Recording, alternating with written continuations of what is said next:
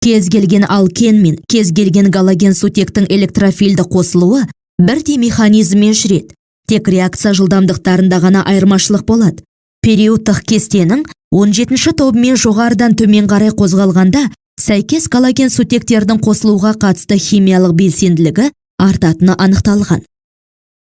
Галоген сутектер, атап айтқанда фтор-сутек, хлор-сутек, бром-сутек және йод-сутек көміртек қос байланысына оңай қосылады.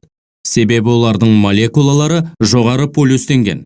Алкендерге қосылатын электрофилдердің мысалына хлор-сутек жатады. Сутек пен хлор арасындағы электр терістілік айырмашылығына байланысты, хлор-сутек молекуласындағы сутек атомы ішінара оң зарядқа, ал хлор атомы ішінара теріс зарядқа ие болады. Қосылу реакциясының бірінші сатысында хлор-сутек молекуласы этилен молекуласына жақындап, электронға бай қос байланысқа, оң полюсын бағыттайды. Енді пи байланыс үзіледі де, бұл байланысты түзетін электрондық жұп хлор-сутек молекуласының оң зарядталған ұшына қосылады.